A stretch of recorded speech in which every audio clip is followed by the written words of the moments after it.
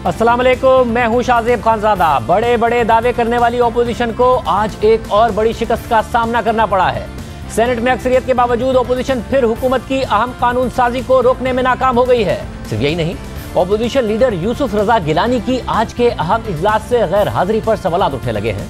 नून league उन पर शक का इजहार कर रही है। उनसे खुद से पूछेंगे कि आज वो क्यों नहीं आए, क्योंकि आज हुकूमत ने एक वोट के फर्क से स्टेट बैंक तरमीमी बिल सेनेट से भी पास करा लिया है और IMF प्रोग्राम की बहाली के रास्ते में हाइल आखिरी रुकावट भी उबूर कर ली है। कल रात गए हुकूमत ने स्टेट बैंक तरमीमी बिल को आज होने वाले इजलास के एजेंडे में शामिल किया था। तहम आज सुबह सेनेट का इजलास शुरू हुआ तो एक दिलचस्प सूरत हाल और हंगामा आराई देखने में आई। पहले हुकूमत ने अपने अराकीन की तादाद कम होने पर बिल पेश करने में हिचकिचाहट का मुजाहरा किया। खुद वजीर खजाना शौकत तरीन बिल पेश के बगैर ही ऐवान से बाहर चले गए और अपने अराकीन की तादाद पूरी होने का इंतजार करते रहे। बिल पेश करने के लिए अपोजिशन के एहतजाज पर चेयरमैन सेनेट सादिक संजरानी ने कहा कि हुकूमत बिल ही पेश ना करे तो मैं क्या कर सकता हूं, बिल पेश करना मेरी ड्यूटी नहीं है। वजीर खजाना ऐवान में आए। चेयरमैन सेनेट को 30 मिनट के लिए ऐवान की कार्रवाई मुलतवी भी करना पड़ी। तशरीफ रखें जी। मिनिस्टर साहब कहां गए? नहीं, अगर गवर्नमेंट मूव ही नहीं करे मैं क्या कर सकता हूं जी। अपने नंबर्स पूरे करने के लिए ये हाउस को इंतजार में इन्होंने रखा हुआ है। मैं माजरत के साथ आपसे एक अच्छा ताल्लुक भी है, लेकिन चेयर फैसिलिटेट करती हुई नजर आ रही है। कोई चेयर फैसिलिटेट नहीं कर रही है। जब गवर्नमेंट अगर अपना बिल ले ही नहीं करे मैं क्या कर सकता हूं मुस्तफा? आप कर सकते हैं। मैं नहीं कर सकता। आप कर सकते हैं। गवर्नमेंट जब एजेंडा न दे तो मैं एजेंडे पे रख ही नहीं सकता हूं। The house stands adjourn for 30 minutes. हुकूमत की नंबर गेम पूरी ना होने पर ओपोजिशन अराकीन ने नारेबाजी शुरू कर दी और अपनी जीत का जश्न भी मनाया। पीपल्स पार्टी की सेनेटर शेरी रहमान ने हुकूमत पर तनकीद करते हुए मुस्ताफी होने का मुतालबा कर दिया और वफाकी वजीर शिबली फराज ने बिल की मुखालफत पर ओपोजिशन को सख्त तनकीद का निशाना बनाया। वक्फे के बाद सेनेट का इजलास जब दोबारा शुरू हुआ तो वजीर खजाना शौकत तरीन ऐवान में वापस आ गए और स्टेट बैंक तरमीमी बिल लाने की तहरीक भी पेश कर दी, जिस पर रायशुमारी के दौरान हुकूमत और ऑपोजिशन के वोट बराबर हो गए। तहरीक पेश करने के हक में भी 43 वोट आए और मुखालफत में भी 43 वोट आए तो चेयरमैन सेनेट सादिक संजरानी ने अपना वोट हुकूमत के हक में डाल दिया और यूं बिल पेश करने की तहरीक भी मंजूर हो गई। जी मिनिस्टर साहब आ गए, मूव करते हैं। Those who are in favor of the motion में से आए, those against the motion में से नो, जो उसके अगेंस्ट हैं वो अपने निशिस्तों पे खड़े हो जाएं ताकि काउंट करें जी। अपोजिशन 43 और ट्रेजरी 43, तो I will go with the treasury benches जी। ये वो सूरत हाल है जिसमें नून लीग का ये एतराज है कि यूसुफ रजा गिलानी होते, उनका एक वोट होता तो फिर अपोजिशन को फतह होती और अपोजिशन चेयरमैन सेनेट पर जानिबदारी का इल्जाम लगाती रही और उनके डेस्क के सामने एहतजाज किया गया। मगर फिर जब बिल की हतमी मंजूरी के लिए वोटिंग हुई तो ऑपोजिशन को एक और बड़ा धचका लगा और उनका एक वोट मजीद कम हो गया। ANP के उमर फारूक कासी रायशुमारी के वक्त अचानक ऐवान से बाहर चले गए और हतमी वोटिंग का हिस्सा ही नहीं बने। यूं स्टेट बैंक तरमीमी बिल के हक में 43 वोट जबकि मुखालफत में 42 वोट आए और बिल बाज़ाब्ता तौर पर पास हो गया और पार्लिमानी मुहाज पर ऑपोजिशन हुकूमत से एक और शिकस्त खा गई। अब जो मोअज़्ज़ज़ अराकीन इस साइड पे हैं, जो हाथ गए इस बिल के हक में, वो खड़े हो जाएं। इस दफा जो काउंट हुई जी, opposition 42, treasury 43। The motion adopted and the bill stands passed. हालांकि सेनेट में ओपोजिशन के अराकीन की तादाद हुकूमत से ज्यादा है, मगर आज वोटिंग के दौरान ओपोजिशन लीडर यूसुफ रजा गिलानी समेत कई अराकीन ऐवान से गैर हाजिर रहे, जबकि ओपोजिशन बेंचेस पर बैठने वाले दिलावर खान ग्रुप ने आज भी हुकूमत के हक में वोट दे दिया। और दिलावर खान ग्रुप वही है जिसकी मदद से यूसुफ रजा गिलानी सेनेट में लीडर ऑफ द ऑपोजिशन बने और जिस ग्रुप से वोट लेने की वजह से पीपल्स पार्टी और PDM में इख्तलाफात हुए, क्योंकि ये ग्रुप यूसुफ रजा गिलानी को लीडर ऑफ द ऑपोजिशन बनाने के लिए हुकूमती बेंचेस से ऑपोजिशन बेंचेस पर आ गया था। जियो न्यूज़ के मुताबिक सेनेट में कुल 99 अराकीन हैं, जिनमें से हुकूमत के 42 जबकि ऑपोजिशन के 57 सेनेटर्स हैं। 6 अराकीन पर मुश्तमिल दिलावर खान ग्रुप भी ऑपोजिशन बेंचेस पर बैठता है। आज होने वाले सेनेट इजलास से कुल 12 सेनेटर्स गैर हाजिर रहे, जिसमें ऑपोजिशन के 8 और हुकूमत के 2 और दिलावर खान ग्रुप के भी 2 अराकीन शामिल हैं। दिलावर खान ग्रुप के दोनों सेनेटर्स कोरोना में मुब्तला होने की वजह से इजलास में शरीक नहीं हुए। ओपोजिशन के दीगर गैर हाजिर अरकान में पीपल्स पार्टी से यूसुफ गिलानी, कासिम राजू और सिकंदर मेंद्रो शामिल थे, जबकि नून लीग की नुज़हत सादिक कनाडा में होने की वजह से और मुशाहिद हुसैन सैयद कोरोना के बाइस इजलास में शरीक नहीं हुए। इसी तरह JUIF के senator Talha Mahmood, PK MAP के शफीक तरीन और आज़ाद सेनेटर नसीमा एहसान भी इजलास में शरीक नहीं हुए। दूसरी जानिब हुकूमती बेंचेस से MQM के फैसल सब्जवारी और खालदा अतीब भी आज के इजलास से गैर हाजिर रहे। अब सूरत हाल यह है कि पार्लिमानी मुहाज पर एक और शिकस्त खाने के बाद अपोजिशन आपस में उलझ गई है। नून लीग ने अपोजिशन लीडर यूसुफ गिलानी की आज के इजलास में गैर हाजिरी पर सवाल उठाना शुरू कर दिए हैं और नून लीग के सेनेटर मुसद्दिक मलिक ने ट्वीट किया कि कमाल है कि क्या है, स्टेट बैंक का बिल पेश हुआ और कायदे हिज़्ब इख्तिलाफ यूसुफ गिलानी गायब। एक वोट यानी गिलानी साहिब का वोट कम होने से पाकिस्तान को IMF का गुलाम बनाने का बिल मंजूर और इनको कायदे हिज़्ब इख्तिलाफ बनाने वाले और अपोजिशन बेंच पर बैठने वाले सेनेटर्स की बिल की वालेहाना हिमायत। दिलावर खान ग्रुप के सेनेटर कोदा बाबर ने जियो न्यूज़ के प्रोग्राम नया पाकिस्तान में मौक़िफ़ अख्तियार किया कि जहां मुल्क का फायदा होगा हम उसका साथ देंगे। जो समझ में आता है, जो सही चीजें होती हैं, हम चाहे वो हुकूमती बिल हो चाहे वो अपोजिशनी बिल हो, वो अपोजिशन का बिल होगा तो हम उसको सपोर्ट करेंगे, जहां पर मुल्क का फायदा होगा हम उसमें जाएंगे। हमें इस बिल में ऐसा कुछ नहीं दिखा जिसमें कहाँ गद्दारी का आंसर हो, कहीं पर किसी पाकिस्तान मुखालिफ बिल हो।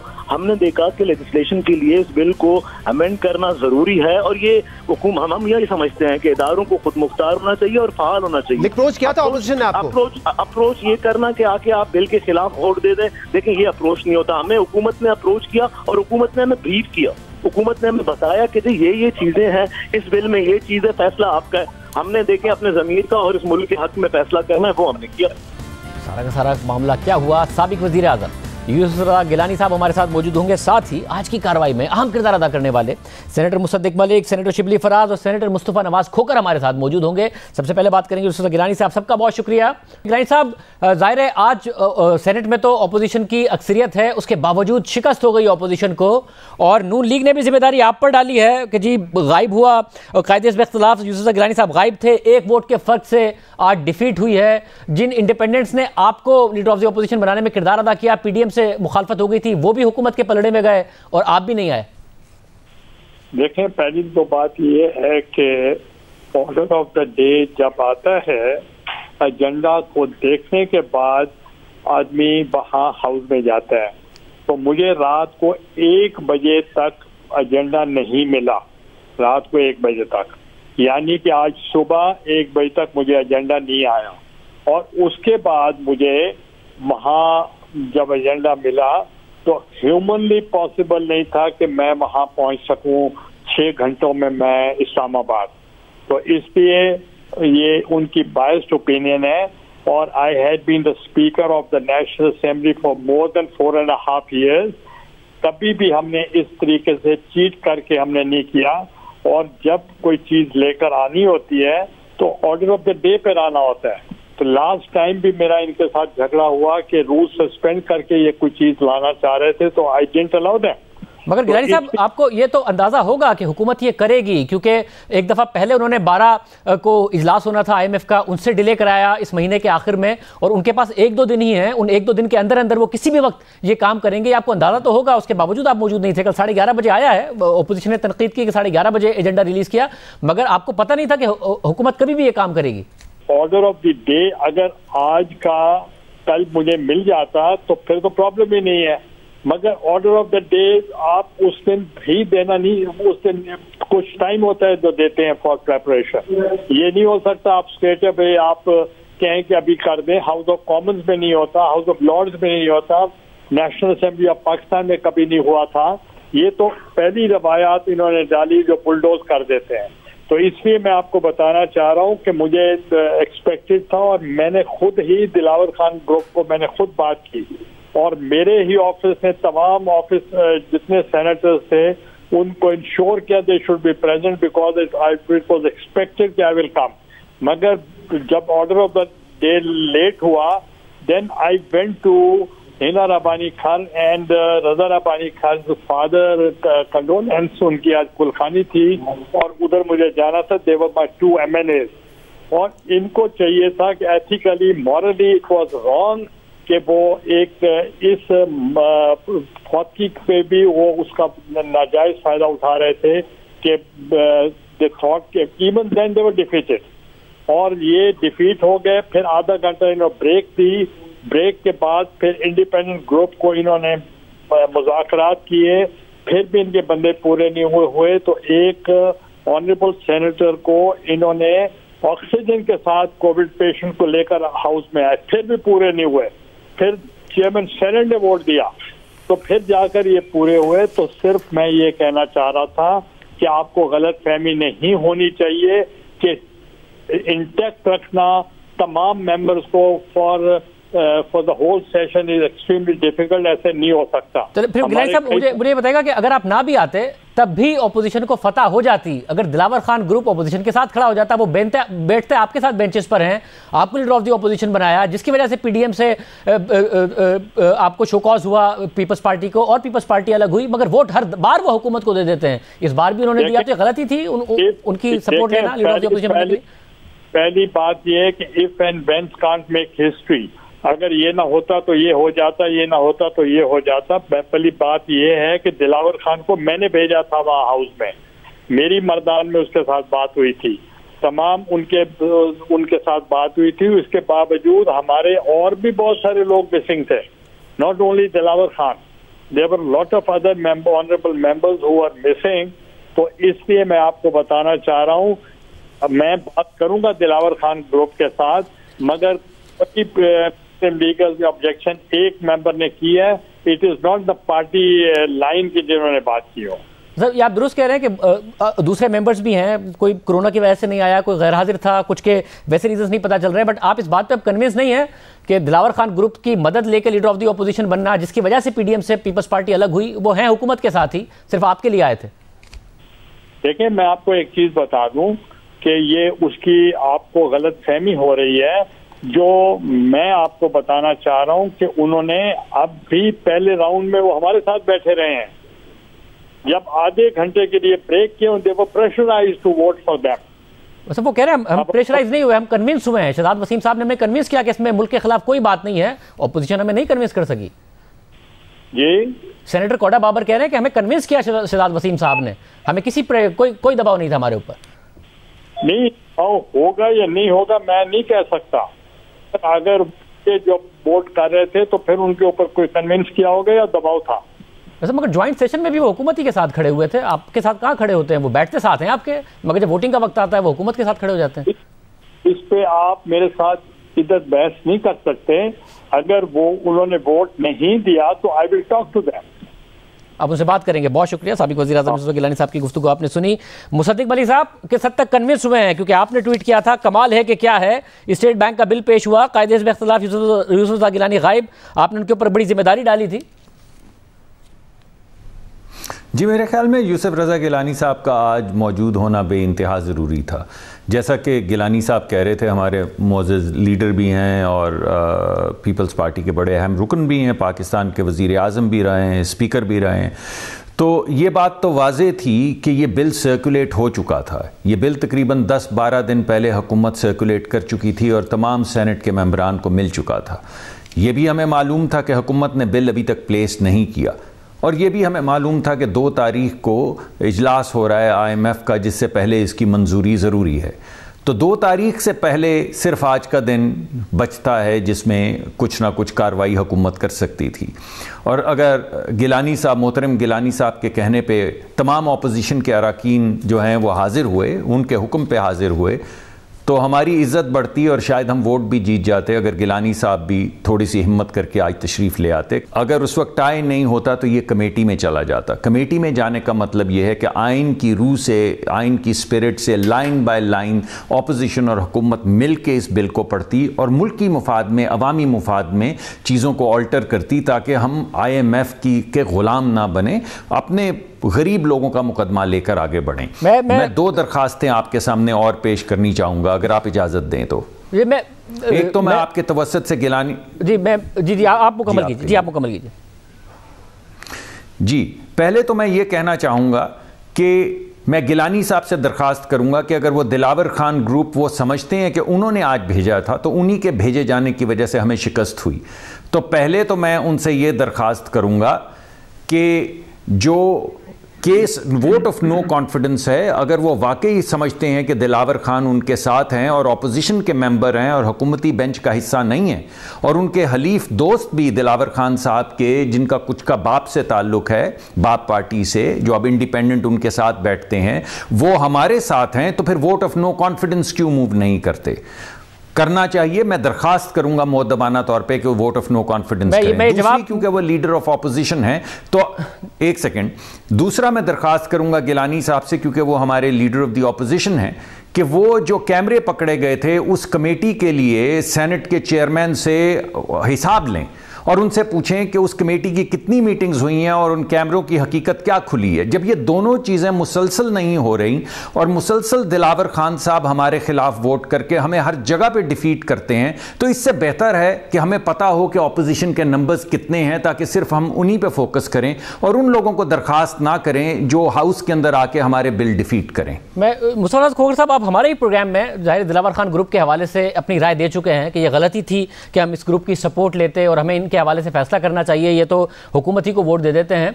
आज जो कुछ हुआ है उसमें जिम्मेदारी कबूल करती है Pakistan Peoples Party? Leader of the opposition मौजूद नहीं थे जिसकी वजह से ये सब हुआ, वरना ये बिल पास ना होता। जी, आपने दुरुस्त कहा। मैं तो बरमला इस राय का पहले दिन से इजहार करता चला आया हूं और उसकी वजह से मैं थोड़ा सा पार्टी के अंदर इस राय को मेरी पसंद भी नहीं किया गया। लेकिन वक्त साबित कर रहा है कि जो मैं उस वक्त से मैं कहता आ रहा हूं कि ये लोग हुकूमती रुकन हैं, हुकूमती रुकन भेजे गए हैं ऑपोजिशन की सफ़ों में। हमने इनसे वोट लेकर गलती की। ऑपोजिशन लीडर का जब इलेक्शन हुआ, हमें इनसे वोट बिल्कुल नहीं लेना चाहिए थे और उसकी वजह से ऑपोजिशन का जो इत्तेहाद है उसके अंदर भी एक बहुत बड़ी दरार आ गई। और हर मौके के ऊपर जब भी कोई क्रूशल वोटिंग होती है, चाहे वो FATF का बिल हो या नो कॉन्फिडेंस का मोशन हो या चेयरमैन सेनेट को इलेक्ट करने का मामला हो, तो हर मौके पर ये तमाम हजरात जो हैं ये हमारा साथ नहीं देते। तो हमें अपनी सफ़ों में से इन हजरात के साथ बड़े अदब से इनको वापस हुकूमती सफ़ों में भेजना चाहिए और जो हमारे अपने नंबर्स हैं उन पर फोकस करना चाहिए। जहां तक आज के इजलास में शिकस्त का ताल्लुक है, तो ज़रूर मैं तो ये कहते हुए थोड़ा सा मायूसी के साथ ये कह रहा हूं कि जितनी हुकूमत हमें नजर आ रही है कि वो हुकूमत सही तरीके से नहीं चला रही, ऑपोजिशन भी अपनी ऑपोजिशन की सियासत ठीक तरीके से नहीं कर पा रही। हमें आपस के ना सिर्फ इख्तलाफात दूर करने पड़ेंगे, हमें एक पेज पर आना पड़ेगा, हमें दाएं बाएं देखना बंद करना पड़ेगा और सिर्फ सियासत के ऊपर फोकस करना पड़ेगा कि हम किस तरीके से इस मुल्क के अवाम की इस हुकूमत से, नाअहल हुकूमत से, कि जिन्होंने हर शोबाए जिंदगी को तनज़्ज़ुली का शिकार कर दिया है, पूरे माशरे को अंधी नफरत और अकीदत में मुब्तला कर दिया है, पोलराइज कर दिया है, महंगाई, मगर पीपल्स पार्टी तो इन हाउस से निजात हासिल करने के लिए अगर हम जारहाना सियासत नहीं करेंगे तो कोई हम अवाम की नजरों में सुरखरू नहीं होगा। मगर खोखर साहब, बातें तो जारहाना ही करती है ना ऑपोजिशन, और पीपल्स पार्टी कहती है इन हाउस चेंज की तरफ आना चाहिए नून लीग को। अब अगर सेनेट में यह हाल है जहां पर आपकी बहुत बड़ी अक्सरियत है, उसके बाद अगर यह हाल हो रहा है, तो ये तो हुकूमत को तो कोई खतरा नहीं है आप लोगों से। आप लोग बातें बड़ी बड़ी करेंगे, पीपल्स पार्टी भी, नून लीग भी, दावे भी बड़े बड़े करेंगे, खतरा कोई नहीं है हुकूमत को आप लोगों से। जी, आप दुरुस्त कह रहे हैं। मैं आपसे इत्तेफाक करता हूं कि जो हमारा ट्रैक रिकॉर्ड है वो ट्रैक रिकॉर्ड कोई ठीक नहीं है। हर मौके पर हम शिकस्त से दो चार होते हैं। जहां पर हमारे पास अक्सरियत भी है वहां पर भी हम शिकस्त से दो चार होते हैं और एक दफा नहीं कई बार हो चुके हैं। जब भी हम हुए उसके बाद हमने अपनी सफ़ों में उन लोगों को, जिस तरह चेयरमैन सेनेट का इलेक्शन था उनके खिलाफ जब नो कॉन्फिडेंस था, तो हमने अपनी सफ़ों के अंदर लोगों को आइडेंटिफाई नहीं किया कि जिन लोगों ने खड़े हुए तो हमारे साथ थे, जब डब्बे के अंदर से वोटें निकली तो कम निकली, हमने उनकी शिनाख्त नहीं की, हमने जो और चीज़ें करने की थी वो नहीं की। लेकिन साथ ही साथ मैं आपकी तवज्जो इस जानिब भी दिलाना चाहूँगा कि जब अपोजिशन एक पेज पर हुई और बिल्कुल आपस में कोई इख्तलाफ नहीं था, तो इसी कौमी असम्बली से हफीज शेख साहब को शिकस्त भी दी, जिसके बाद हुकूमत को वोट ऑफ कॉन्फिडेंस लेना पड़ गया। वो हुकूमत के लिए एक बहुत बड़ा क्राइसिस था और उसके बाद हम ऐसे इख्तलाफात का शिकार हुए कि अब हम उसे लगता है संभल नहीं पा रहे और आने वाले वक्त में जो अदम एतमाद है कौमी असम्बली में, अगर इस तरह के हमारा रविश रही इस तो ट्रैक रिकॉर्ड को देखते हुए, तो मेरा नहीं ख्याल, अब तो मैं माजरत के साथ बेदली की बातें नहीं करनी चाहिए, लेकिन लगता यही है कि ये ऑपोजिशन को शायद उसमें भी नाकामी का सामना करना पड़े। शिबली फराज साहब, बड़ा आइडियल दिन है फिर तो हुकूमत के लिए कि आप कामयाब भी हो गए बिल पास कराने में स्टेट बैंक का, हालांकि आपके पास अक्सरियत नहीं थी, ऑपोजिशन भी आमने सामने आ गई है और ये वाजे हो गया है कि आप लोगों को कोई खतरा भी नहीं है। देखिए, जिस तरह के मुस्तफा खोखर साहब, उनकी बातें मैं सुन रहा था, तो बुनियादी तौर पे मुस्तफा खोखर साहब तो शायद उन कम लोगों में से हैं जो कि हकीकत को एक्सेप्ट करते हैं। ये एक्चुअली है क्या कि इनके ये लोग इकट्ठे तो हैं, लेकिन इन सोच इकट्ठी नहीं है, इनके मफादात इकट्ठे नहीं।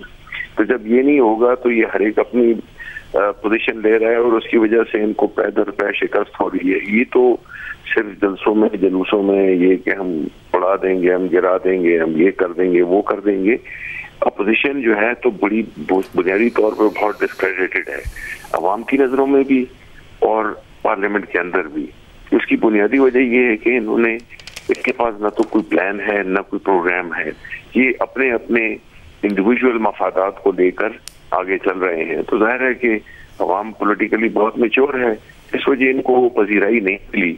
मैं ये वाला सवाल ले जाता हूँ शिबली साहब, इनकी तरफ ही सवाल ले जाऊंगा, मगर मैं पहले आपसे ये भी जानना चाह रहा हूँ, ये सब कुछ जो आज हुआ, क्योंकि जाहिर है हुकूमत के पास थी नहीं अक्सरियत, ये मैनेज किया या खुद ही हो गया, किस तरीके से हुआ? ये कोई फोन कॉल्स थी या खुद ही राब्ते किए, खुद ही मना लिया, खुद ही सब कुछ हो गया?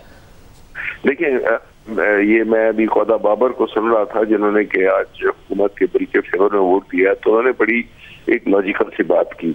वो ये थी कि हमने वो कि हम अपोजिशन में हैं, लेकिन इसका मतलब ये नहीं है कि हम हर मुल्क के जो होगी हम उसके भी मुखालिफत करेंगे, यानी कि मुखालिफत बराए मुखालिफत नहीं करेंगे। वहाँ दिए उसमें हमें कहीं नजर नहीं आया जिसमें कि अभी आपके एक मेहमान कह रहे थे कि जिन्होंने कि ये फतवा दे दिया कि ये जो है गुलाम, अपने जो गिलानी साहब थे उनके ना होने की वजह से मुल्क गुलाम बन गया। अब देखें, वो बिल्कुल किसी भी उसमें हक है की बुनियाद पे बात नहीं कर रहे। इसका मतलब ये है कि जो बाकियों ने वोट दिया तो वो मुल्क को उन्होंने गुलाम बना दिया, जैसे कि ये हमारा मुल्क नहीं है, ये सिर्फ उनका ही मुल्क है।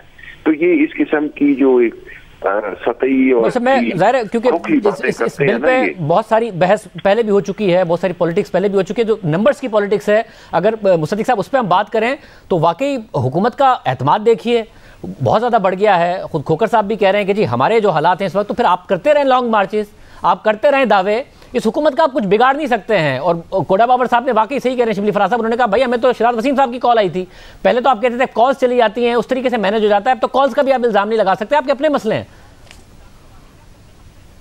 देखिए, मैंने तो आपको पहले कहा कि दिलावर खान साहब जब सेशन शुरू हुआ तो किसी भी वक्त एक सेकंड भी ऐसा नहीं था जिसमें हमारे साथ थे, यानी दिलावर खान साहब तो बिल्कुल वहाँ पे बैठे हुए थे और पहले वोट के ऊपर ही वो हुकूमत के साथ खड़े हुए हैं। ऐसा नहीं कि पहले उन्होंने अपोज़ किया और फिर साथ आए हैं। तो सवाल ये पैदा होता है कि किसी भी बिल में जब वो अपोजिशन के साथ नहीं है तो फिर अपोजिशन के साथ क्यों हैं, जब उनका मुकदमा ही हुकूमत के साथ है। दिलावर खान ग्रुप को आप एक तरफ कर भी दें, दिलावर खान ग्रुप को आप एक तरफ कर भी दें, तब भी आप नहीं कर पाते हैं ना। जब चेयरमैन सेनेट को आप हटाने गए थे उस वक्त भी खड़े कितने हुए थे और बाद में वोट कितने निकले थे, जिसका मुस्तफा नवाज खोखर साहब इशारा दे रहे हैं, और फिर कोई कार्रवाई भी नहीं हुई है। तो पैदर पे आप लोगों को नाकामी होती है, जहां अक्सरियत हो वहां भी होती है, जहां ना हो वहां भी होती है। तो फिर कोई हुकूमत को फिर आप जी, ये बात आप जी ये बात आपकी 100% ठीक है। आज सिर्फ यूसुफ रजा गिलानी साहब तो नहीं थे जो मौजूद नहीं थे, और भी बहुत से मेंबरान हैं, कुछ लोग हैं उनकी जायज़ वजूहात थी जिसकी वजह से वो तशरीफ़ नहीं ले आए, लेकिन बहुत से ऐसे मेंबरान हैं जो नई तशरीफ़ लाए और कोई ऐसी वजह नहीं थी और सबको पता था कि आज बिल आना है। मैंने आपको पहले बताया कि 2 तारीख को तो IMF ने अपनी मीटिंग करनी थी।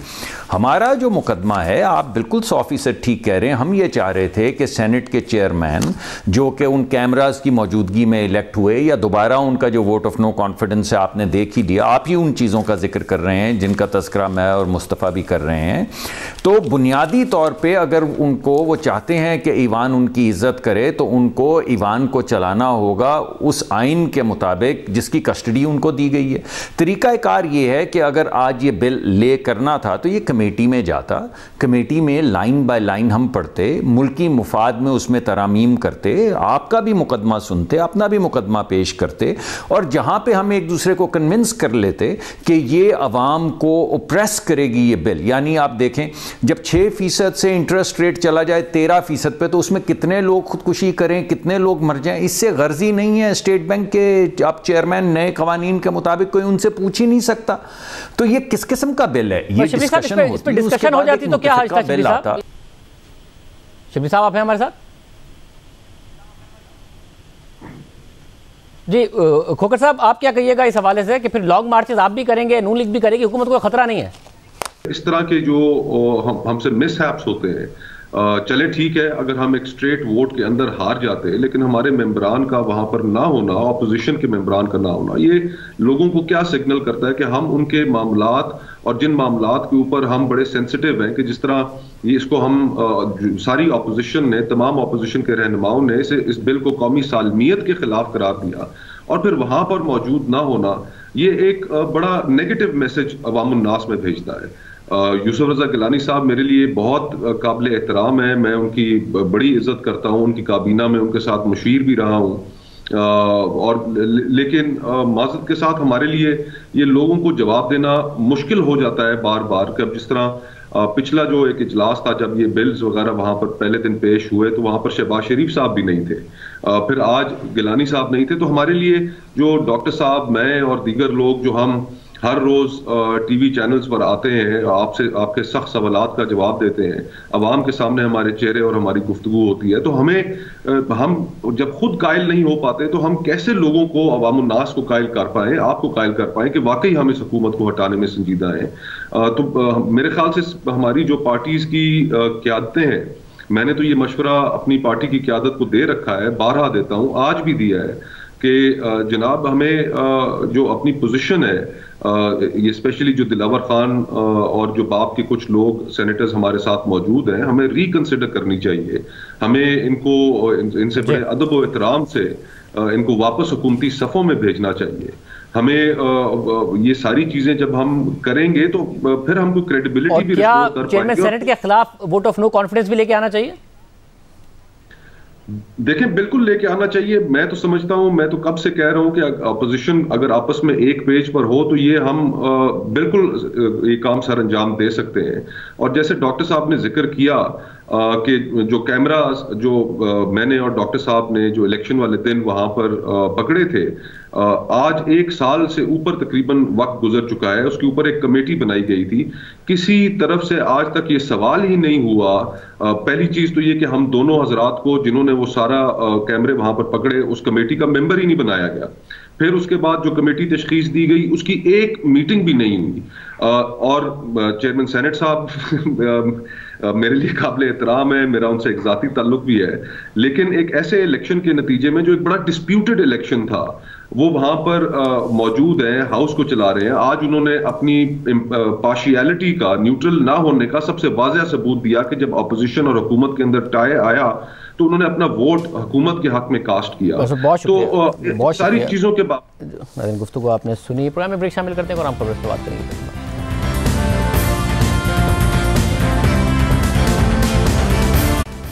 मौजूदा हुकूमत और खुद वज़ीर आज़म इमरान खान का फ्लैगशिप रावी अर्बन प्रोजेक्ट इस वक्त मुश्किलात से दो चार है। नए शहर की तामीर के नाम पर अरबों डॉलर्स का प्रोजेक्ट, बैरूनी सरमायाकारी, लाखों नौकरियों का ख्वाब लाहौर हाईकोर्ट के फैसले के बाद खतरे में है। मगर वज़ीर आज़म किसी भी तरह अपने इस ख्वाब की तकमील चाहते हैं और लाहौर हाईकोर्ट की तरफ से इस प्रोजेक्ट को कलअदम करार देने के बाद अब वज़ीर आज़म इमरान खान को ये उम्मीद है कि मामला सुप्रीम कोर्ट में हल हो जाएगा, क्योंकि वज़ीर आज़म के मुताबिक लाहौर हाईकोर्ट में हुकूमत की तरफ से इस प्रोजेक्ट का केस सही तरीके से लड़ा नहीं गया। आज वज़ीर आज़म इमरान खान ने रावी अर्बन डेवलपमेंट अथॉरिटी की साइट का दौरा किया और पैगाम दिया कि प्रोजेक्ट को सुप्रीम कोर्ट में ले जा रहे हैं, ऐसे प्रोजेक्ट बनाने की जरूरत है। लाहौर अगर जिस तरह फैलता गया तो लाहौर का सबसे बड़ा मसला आना है कि पानी जो वाटर टेबल है वो नीचे गिरती जा रही है। दूसरी चीज़ वेस्ट डिस्पोजल जिस तरह फैलता जाएगा, हम वहाँ का सॉलिड वेस्ट है, जो गंदगी है, उसको हम सही तरह उठा नहीं सकते। अभी भी बड़े मसले हैं क्योंकि फैलता गया लाहौर। तीसरी चीज़ ये कि जो रावी का दरिया है वो बिल्कुल सुकड़ता जा रहा है और वो बन जाएगा एक सिर्फ सीवरेज का नाला। अगर ये नहीं बनता शहर तो वैसे ही लाहौर यहाँ पहुँच रहा है। रास्ते में आप देखें घर पहुँचते जा रहे हैं, अनप्लान्ड हाउसिंग सोसाइटी बनती जा रही हैं, प्लानिंग कोई है नहीं और उनके पास भी कोई सीवरेज का, कोई वाटर ट्रीटमेंट प्लांट्स का कोई कॉन्सेप्ट ही नहीं है, तो वैसे ही यहाँ पहुँच जाएगा। मैं अपनी अदालतों की बड़ी इज्जत करता हूँ। मेरे ख्याल में कि हमने सही माने में अपना केस लाहौर बेंच के सामने प्रेजेंट नहीं किया। इंशाल्लाह सुप्रीम कोर्ट में हम अपना सही माने में केस रखेंगे उनके सामने। शायद किसी को गलत फहमी है कि ये कोई हाउसिंग सोसाइटीज बन रही हैं, ये नया शहर बन रहा है। फिर रावी को बचाया जाएगा, इसके ऊपर बराजेस बनेंगे, बराज बन के पानी को रोका जाएगा, उससे वाटर टेबल ऊपर आएगी। फिर यहाँ सारी ट्रीटमेंट प्लांट्स लगेंगे, जो सीवरेज जा रहे हैं रावी के अंदर वो सारे ट्रीटमेंट प्लांट से साफ पानी को रावी में फेंकेंगे ताकि नीचे तक जो इस वक्त गंदगी जा रही है वो सिंध तक जाती है वो ना जाए। वज़ीर आज़म पहले कह चुके हैं कि इस प्रोजेक्ट में 60 लाख दरख्त लगाए जाएंगे, मगर आज बताया कि 2 करोड़ दरख्त लगाए जाएंगे। 60 लाख दरख्त उगाए जाएंगे। यहाँ पूरा हमने एक फॉरेस्ट एरिया बनाया हुआ है जिधर पूरे दरख्त ग्रीन लाहौर बनेगा, ये जो नया वाला है। सबको पता होना चाहिए कि 2 करोड़ दरख्त उगाएंगे, यहाँ पूरा जंगल इसके साथ बनेगा। वज़ीर आज़म ने आज बताया कि ये 20 अरब डॉलर्स यानी तकरीबन 3.5 ट्रिलियन रुपए यानी 3,500 अरब रुपए का प्रोजेक्ट होगा। माजी में वज़ीर आज़म इसे 5 ट्रिलियन यानी 5,000 अरब रुपए का प्रोजेक्ट कह चुके हैं। ये 20 अरब डॉलर का प्रोजेक्ट है। इतना बड़ा प्रोजेक्ट पाकिस्तान में नहीं बन रहा। इससे नौकरियां मिलेंगी, इससे फॉरेन एक्सचेंज आएगा, फॉरेन इन्वेस्टर्स आए हैं। ये जो प्रोजेक्ट है ये 5 ट्रिलियन रुपए का प्रोजेक्ट है। ये प्रोजेक्ट है 50,000 अरब रुपए का। जो वेल्थ क्रिएशन होगी, जो इतना बड़ा कर्जा चढ़ा हुआ है पाकिस्तान के ऊपर, उस वेल्थ क्रिएशन से इंशाल्लाह हम ये कर्जे वापस करने शुरू करेंगे। क्योंकि जब तक वेल्थ क्रिएट नहीं होगा आप कर्जे वापस नहीं कर सकते, कर्जे बढ़ते जा रहे हैं। तो उसके लिए ये बहुत इंपॉर्टेंट है ये रावी प्रोजेक्ट। इसके अंदर बड़ी मेहनत करनी पड़ेगी, रुकावटें आएंगी, मुश्किलात आएंगी। अगर ये ना होती तो अब तक बन चुका होता। ये तो 2004 से कोशिश कर रहे हैं ये प्रोजेक्ट शुरू करने के लिए। क्योंकि ये मुश्किल प्रोजेक्ट है इसलिए कोई नहीं कर सका। जाहिर है इसमें प्राइवेट पार्टनरशिप आएगी, ये गवर्नमेंट तो नहीं करेगी, ये इन्वेस्टर्स को लेके आएंगे। सबसे बड़ी बात ये कि रोजगार मिलेगा। जो वेल्थ क्रिएशन होगी, जो इतना बड़ा कर्जा चढ़ा हुआ है पाकिस्तान के ऊपर, उस वेल्थ क्रिएशन से इंशाल्लाह हम ये कर्जे वापस करने शुरू करेंगे। कर्जे बढ़ते जा रहे हैं। एक प्रोजेक्ट से वज़ीर आज़म की इतनी सारी तवक्कात हैं, इतने सारे काम करना चाहते हैं। बहरहाल 3 दिन पहले 25 जनवरी को वज़ीर आज़म इमरान खान के इस फ्लैगशिप प्रोजेक्ट को लाहौर हाई कोर्ट ने कलअदम करार दिया था। पंजाब हुकूमत ने इस फैसले को सुप्रीम कोर्ट में चैलेंज कर दिया है और इस केस की अब समाअत पीर को होगी और सुप्रीम कोर्ट का फोरम हुकूमत के पास आखिरी फोरम होगा जहां हुकूमत अपना केस पेश करेगी। देखना होगा कि ये मामला कहां जाकर रुकता है, क्योंकि एक तरफ हुकूमत का मौक़िफ़ है कि ये प्रोजेक्ट मुफाद आमा का प्रोजेक्ट है, इससे ना सिर्फ बैरूनी सरमायाकारी आएगी, नौकरियां पैदा होंगी, बल्कि प्लानिंग के साथ एक नया शहर बनेगा जो माहौलियात के लिए भी बेहतर असरात मुरत्तिब करेगा। जबकि दरख्वास्त गुजारों का मौक़िफ़ है कि जिस ज़मीन पर हुकूमत काम करना चाहती है वो एक ग्रीन और फर्टाइल ज़मीन है और जो 1,07,000 एकड़ ज़मीन इस प्रोजेक्ट के लिए हासिल की गई है उसमें से 75,000 एकड़ ज़मीन पर काश्तकारी होती है। दरख्वास्त गुजारों का मौक़िफ़ है कि किसी फ़र्द की ज़मीन यह कहकर हासिल नहीं की जा सकती कि हम वहाँ मुफाद आमा का काम करना चाहते हैं और जो जगह हुकूमत ने हासिल की है उसमें से 2000 के नाल ऑक्शन की गई है जिसको लाहौर के डेवलपर्स ने बिड किया है। इसलिए जब वहाँ बुलंद इमारतें बनेंगी तो वो आवाम का मुफाद नहीं होगा बल्कि कमर्शियल मुफाद होगा। दरख्वास्त गुजारों के मुताबिक ये एक ममनुआ जोन है जो लाहौर के इर्द गिर्द का बफर जोन है। मास्टर प्लान के तहत यहाँ कमर्शियल सरगर्मी नहीं हो सकती। इस इलाके को ग्रीन एरिया करार दिया गया है और वहाँ इस किस्म की कोई भी सरगर्मी माहौलियात पर संगीन असरात मुरत्तिब कर सकती है। दरख्वास्त गुजारों के मुताबिक लैंड एक्विजिशन एक्ट के तहत गरीब लोगों का इस्तेहसाल किया जा रहा है। उन्हें जो रकम अदा की जा रही है वो ज़मीन की मार्केट वैल्यू से बहुत ज़्यादा कम है। आम आदमी को जायज़ मार्केट वैल्यू के मुताबिक अदायगी नहीं की जा रही है। दरख्वास्त गुजारों के मौक़िफ़ पर 25 जनवरी को लाहौर हाई कोर्ट ने इस केस का फैसला सुनाते हुए इस प्रोजेक्ट को कवानीन के खिलाफ करार दिया था। लाहौर हाई कोर्ट के फैसले के मुताबिक जिस कंसल्टेंट की फिजिबिलिटी स्टडी का रावी अर्बन डेवलपमेंट अथॉरिटी ने सहारा लिया है उस कंसल्टेंट को लाहौर डेवलपमेंट अथॉरिटी बुरी कारकर्दगी पर पहले ही ब्लैक लिस्ट करार दे चुकी है और रावी डेवलपमेंट अथॉरिटी इस प्रोजेक्ट के लिए बल्दियाती हुकूमत के साथ एक मास्टर प्लान तैयार करने का पाबंद था इसमें वो नाकाम हुआ है। अदालती फैसले के मुताबिक दरख्वास्त गुजारों का मौक़िफ़ है कि रावी अर्बन डेवलपमेंट अथॉरिटी के मौजूदा CEO उसी कंसल्टेंट फर्म के साबिका मुलाजिम थे जिसकी फिजिबिलिटी रिपोर्ट का अथॉरिटी ने सहारा लिया है और जिसे लाहौर डेवलपमेंट अथॉरिटी कलअदम करार दे चुकी है। इसलिए अथॉरिटी के मौजूदा CEO का फिजिबिलिटी रिपोर्ट को मंजूर कराने का मफाद मौजूद था।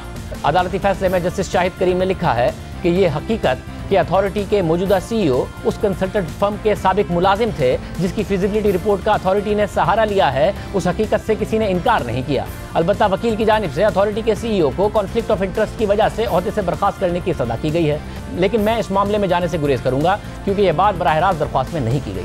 इस हवाले से एक अलहदा दरख्वास्त दायर की जा सकती है। अदालती फैसले के मुताबिक रावी अर्बन अथॉरिटी के तहत मास्टर प्लान एक बुनियादी दस्तावेज है और तमाम स्कीम्स उस मास्टर प्लान की पैरवी करती हैं, मगर रावी अर्बन अथॉरिटी अपने ही एक्ट के तहत किसी भी आज़ादाना मास्टर प्लान को मुरत्तिब करने में नाकाम रहा और इसलिए अगर कोई स्कीम मास्टर प्लान की अदम मौजूदगी में तैयार की जाए तो वो गैर कानूनी है।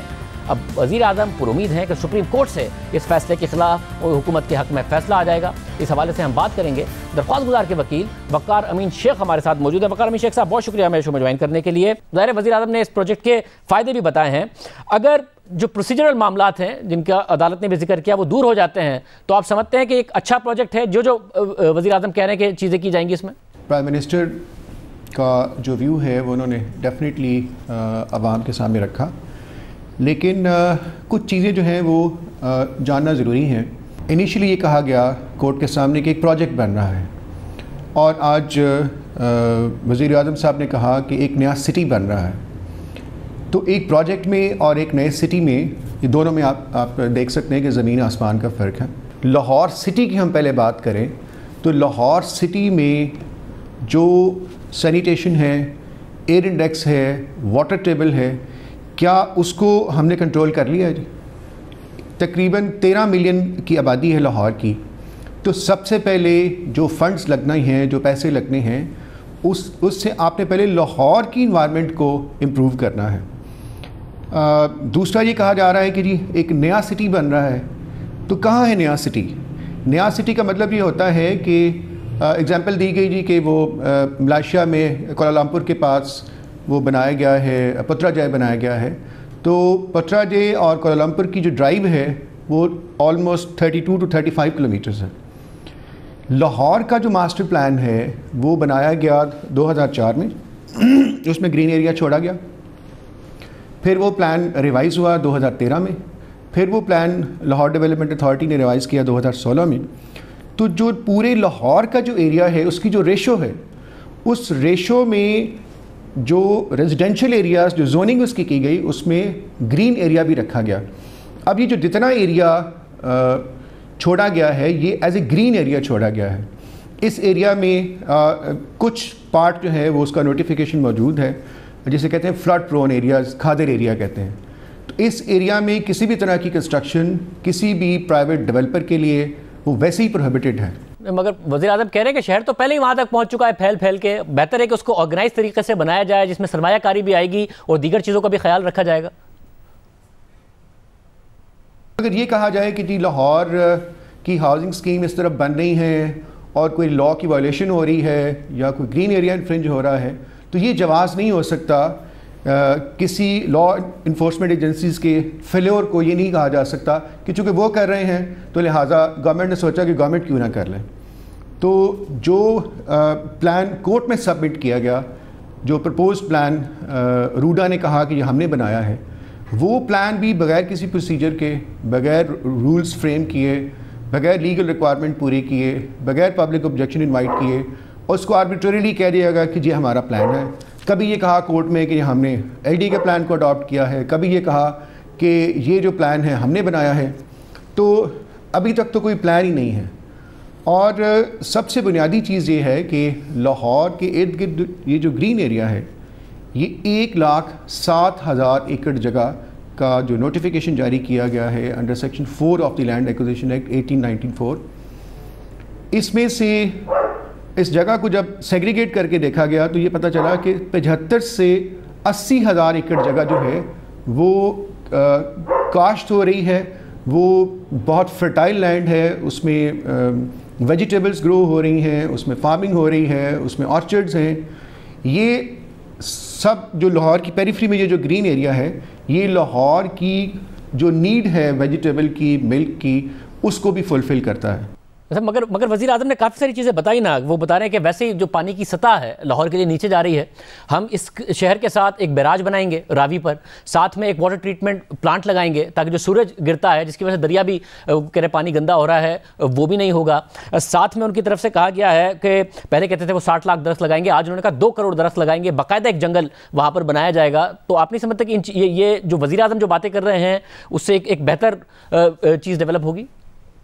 नहीं, देखें, आई अप्रिशिएट कि अगर प्राइम मिनिस्टर सिर्फ ये कहते कि हम गवर्नमेंट जो है वो पब्लिक इंटरेस्ट में रावी को ठीक करेगी, वहाँ पे अगर वो कहते हैं जी कि हम वाटर ट्रीटमेंट प्लांट लगाएंगे, उसको ट्रीट करेंगे, तो ये सारे काम वो इस ग्रीन लैंड को कंप्रोमाइज़ किए बगैर भी तो कर सकते हैं। ये ज़रूरी तो नहीं कि आप पहले 1,07,000 एकड़ का नोटिफिकेशन करेंगे, वो लैंड को ब्लॉक करेंगे, उसमें से आपने पहले 2,000 एकड़ का अवार्ड किया, फिर उस 2,000 एकड़ को फर्दर ऑक्शन के लिए प्रेजेंट कर दिया, उसकी RFP जारी कर दी, उसके लिए बिड्स कॉल कर ली। तो इसका मतलब ये है कि आप फार्मर की लैंड लेके और आप आगे थर्ड पार्टी को दे रहे हैं, जो प्राइवेट डेवलपर्स हैं लोकल लाहौर के, उनके जो कंसोर्शियम्स हैं, उनको दे रहे हैं कि आएँ आप इधर मल्टी स्टोरी बिल्डिंग्स बनाएं और फिर इसको सेल करेंगे, फिर इससे कमाएंगे, फिर आगे और लैंड एक्वायर करेंगे, फिर और कमाएंगे, आगे करेंगे। इसका मतलब ये है कि गवर्नमेंट अपने आप को एंगेज कर रही है इन दी बिजनेस ऑफ प्रॉपर्टी। तो ये तो गवर्नमेंट का काम नहीं है। मगर वज़ीर आज़म इस बात से डिनाई थोड़ी कर रहे हैं, वो तो कह रहे हैं कि हम ये इसलिए कर रहे हैं कि प्राइवेट इन्वेस्टमेंट आएगी। वो तो 20 अरब डॉलर की फॉरेन इन्वेस्टमेंट की बात कर रहे हैं। माजी में ज़ाहिर 5 ट्रिलियन कह चुके हैं कि इतनी सरमायाकारी आएगी, फिर इससे नौकरियां पैदा होंगी, फिर मुल्क की मईशत बेहतर होगी और फिर आगे जाके कर्जे उतरेंगे। वो तो बहुत सारा कुछ इस प्रोजेक्ट से वो तवक्का कर चुके हैं, डिनाई नहीं कर रहे हैं कि वो चाहते हैं कि कमर्शियली ये वायबल हो प्रोजेक्ट। देखिए, जॉब्स आना तो बात की बात है ना, पहले तो देखें जाएगा क्या। ग्रीन एरिया चला जाएगा, ब्रीदिंग स्पेस चली जाएगी, इन्वायरमेंट चली जाएगी, लाहौर का एयर इंडेक्स देख लें, फिर ये देखें कि जो उससे महंगाई बढ़ेगी, जो वेजिटेबल जो मिल्क मिलता है लाहौर के सिटीजन्स को वो और एक्सपेंसिव हो जाएगा और फार्मर की अपनी लाइफ ख़त्म हो जाएगी। आप इमेजिन करें कि वहाँ पे, मैं आपको अगर एग्जांपल दूँ कि डेवलपर्स हैं हमारे मुल्क के, वो वहाँ पे उसी इलाके में एक अपनी हाउसिंग स्कीम डेवलप कर रहे हैं। मुझे फार्मर्स ने बताया कि वो फार्मर्स से जो उस इलाके में जो स्कीम डेवलप कर रहे हैं, वो जो जगह परचेज़ कर रहे हैं, वो जगह के लिए 1 करोड़ रुपए मिनिमम पर एकड़ पे कर रहे हैं। और आप जान के हैरान हो जाएंगे कि ये जो लैंड एक्विजिशन के तहत जो लैंड एक्वायर की जा रही है, कंपल्सरी एक्विजिशन की जा रही है, इसमें जगह का रेट जो है वो 2,30,000 रुपये पर एकड़ है। और उसमें से जो बहुत अव्वल यानी A क्लास जो जगह है उसका जो रेट है वो 13 लाख रुपए पर एकड़ है। तो मुझे ये बताएं कि एक ज़मींदार जो है, ये छोटा ज़मींदार जो 4, 5, 6 एकड़ उसकी जगह है, अगर उसको आप 2 लाख देते हैं या 3 लाख देते हैं या 4 लाख देते हैं, तो वो यहाँ से अपने 5 एकड़ जिससे वो अपनी साल की 3 वेजिटेबल की क्रॉप्स लेता है, अपने बच्चों के लिए बाइज़्ज़त जो है रोज़गार पैदा करता है, वो जाके 10, 12, 14 लाख रुपए जो उसको मिलेंगे, वो कहाँ जाके उसको जगह मिलेगी। फार्मर्स जो हैं वो उन्होंने जब ये प्रोजेक्ट इनिशिएट हुआ, उन्होंने डिफरेंट तरीक़ों से अपना प्रोटेस्ट लॉन्च किया और अल्टीमेटली फिर उनको अदालत का दरवाज़ा खटखटाना पड़ा। मतलब ज़ाहिर किसी का इस्तेहसाल नहीं होना चाहिए, उन्हें अपनी ज़मीन की सही वैल्यू मिलनी चाहिए। आप कतई तौर पर नहीं समझते कि जो फ़ायदे वज़ीर आज़म बता रहे हैं कि उसमें बाद में अवाम का भी फ़ायदा होगा, पब्लिक का फ़ायदा होगा, वो इस प्रोजेक्ट के बनने से होगा? मेरी जो इसमें, अब आप देखें कि जो लैंड एक्विजिशन जो की जा रही है, वो ये कहा जा रहा है कि ये पब्लिक पर्पज़ है। तो पब्लिक पर्पज़ कहाँ है इसमें? पब्लिक पर्पज़, हाँ, अगर आपने ये लैंड एक्वायर करनी है रिवर रावी की, उसको ठीक करने के लिए, सॉलिड वेस्ट मैनेजमेंट को देखने के लिए, वाटर ट्रीटमेंट प्लांट के लिए, तो उसके लिए तो आपको 100, 200, 300, 400, 500 एकड़ जगह सफिशेंट होगी। लेकिन ये जो नया सिटी है वो लाहौर के बिल्कुल जहाँ से लाहौर की बाउंड्री ख़त्म होती है या जहाँ की आबादी ख़त्म होती है, वहाँ से आगे आप उसी की कॉन्टिन्यूएशन में एक नया शहर बनाने जा रहे हैं। तो इसका मतलब ये होगा कि लाहौर की पॉपुलेशन डबल हो जाएगी, इन्वायरमेंट के इश्यूज़ डबल हो जाएंगे, सीवरेज के इश्यूज़ डबल हो जाएंगे। तो पहले जो लाहौर बना हुआ है उसके इश्यूज़ को कैटर करने की ज़रूरत है। वाटर ट्रीटमेंट प्लांट लाहौर के सिटीजन्स के लिए क्यों नहीं लग सकता? और ये क्यों है कि जी वाटर ट्रीटमेंट प्लांट तब लगेगा जब ये प्रोजेक्ट होगा। तो और रहेगी बात फॉरेन इन्वेस्टमेंट की, तो देखें फॉरेन इन्वेस्टमेंट जो है वो बहुत अच्छी चीज़ है, फॉरेन इन्वेस्टमेंट होनी चाहिए, लेकिन foreign investment at the cost of the rights of citizens नहीं हो सकती। इस तरह तो फिर आप ये कहें कि अच्छा जी ये जो जिलानी पार्क है, ये जो मीनार पाकिस्तान के नीचे जो पार्क है, ये जी बहुत वैल्यूएबल जगह पे हैं, यहाँ पे अपार्टमेंट्स बना दिए जाएँ, फॉरेन इन्वेस्टमेंट आएगी। फॉरेन इन्वेस्टमेंट कभी दुनिया में ये होता है कि आप अपना ग्रीन जोन, बफर जोन, जहाँ से आप जो लाहौर के लंग्स हैं उसको आप ये कहें कि ये कॉम्प्रोमाइज़ हो जाएगा और फॉरेन इन्वेस्टमेंट आ जाएगी। आपने नया शहर बनाना है, पूरा पंजाब खुला हुआ है, पूरा पाकिस्तान खुला हुआ है, तो आप लाहौर से कुछ 40, 50, 60 किलोमीटर के डिस्टेंस पे जाके एक नया शहर बना लें। और ये तो बहुत जो चीज़ें जो उन्होंने बताई हैं, अगर गवर्नमेंट इस पर इन्वेस्ट करना चाहे अपने सिटीजन्स के लिए तो कर सकती है। किसने रोका है आपको कि आप लैंड एक्वायर अगर आपको करनी पड़ती है तो आप करें वाटर ट्रीटमेंट प्लांट के लिए, किसी ने नहीं रोका। वैसे अगर वज़ीर आज़म का ख्याल है कि लाहौर हाई कोर्ट में सही तरीके से मुकदमा नहीं लड़ा हुकूमत ने, सुप्रीम कोर्ट में सही तरीके से लड़ेंगे, उन्हें उम्मीद है कि उनके हक में फैसला आएगा, आपको उम्मीद है कि ये फैसला बरकरार रह पाएगा? देखिए, जो फैक्ट्स सर्कमस्टांसेस जो हैं जजमेंट में ऑनरेबल हाई कोर्ट ने डिस्कस किए हैं, वो नए सिरे से तो कोई नए फैक्ट्स चीज़ें नहीं आ जाएंगी। अगर जो अदालत में पेश किया गया मास्टर प्लान जिस पे कोई तारीख नहीं थी, कोई प्रोसीजर नहीं था, कोई चीज़ नहीं थी, अगर वो वहाँ पे यहाँ पे अगर नहीं पेश कर सके तो फिर मुझे नहीं पता कि वहाँ पे फिर कहाँ से पेश करेंगे। लाइकवाइज जो लॉ पॉइंट्स कोर्ट के सामने डिस्कस हुए, कोर्ट ने, अब आप देखें कि जब केस चलता रहा है तो कोर्ट ने 12 मौके दिए हैं इनको अपने डिफेंस को साबित करने के लिए, और बार बार डेट्स ली गई कि कोर्ट्स जो है वो जो कोर्ट के सामने कानूनी या नुकात आई जो चीज़ें आई उनसे पूछने के लिए। चूँकि ये प्रोजेक्ट जो है वो ओवरनाइट इसको बनाया गया है, और अगर आप बुनियादी तौर पे देखें तो ये प्रोजेक्ट 2013 में प्रीवियस गवर्नमेंट ने इसको कंसीव किया था। उन्होंने इस पर इनिशियल काम किया और देखा कि नहीं, ये प्रोजेक्ट पब्लिक इंटरेस्ट में नहीं है, इससे लाहौर के सिटीजन्स की जो लाइफ है बहुत बुरी तरह मुतासर होगी। तो इस प्रोजेक्ट को 1.5-2 साल बाद लाहौर डेवलपमेंट अथॉरिटी ने काम करने के बाद इसको ड्रॉप कर दिया। बहुत शुक्रिया। गुफ्तगू आपने सुनी, देखते सुप्रीम कोर्ट क्या फैसला करती है, आपको हमें इतना ही दीजिए। अल्लाह हाफ़िज़।